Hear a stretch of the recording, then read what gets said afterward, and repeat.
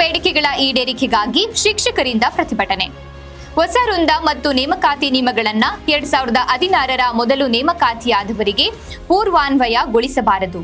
ಅರ್ಹ ಪ್ರಾಥಮಿಕ ಶಾಲಾ ಶಿಕ್ಷಕರಿಗೆ ಅರ್ಹತೆ ಮೇಲೆ ಪ್ರೌಢಶಾಲೆಗೆ ಬಡ್ತಿ ನೀಡಬೇಕು ಹಾಗೂ ಪ್ರಾಥಮಿಕ ಶಾಲಾ ಶಿಕ್ಷಕರಿಗೆ ಮುಖ್ಯ ಹಾಗೂ ಹಿರಿಯ ಮುಖ್ಯ ಗುರುಗಳ ಹುದ್ದೆಗೆ ಸೇವಾಚೇಷ್ಟತೆ ಆಧಾರದ ಮೇಲೆ ಬಡ್ತಿ ನೀಡುವಂತೆ ಆಗ್ರಹಿಸಿ ರಾಜ್ಯ ಪ್ರಾಥಮಿಕ ಶಾಲಾ ಶಿಕ್ಷಕರ ಜಿಲ್ಲಾ ಸಂಘದಿಂದ ಜಿಲ್ಲಾಡಳಿತ, ಸಾರ್ವಜನಿಕ ಶಿಕ್ಷಣ ಇಲಾಖೆ ಉಪನಿರ್ದೇಶಕರಿಗೆ ಮನವಿ ಸಲ್ಲಿಸಲಾಯಿತು.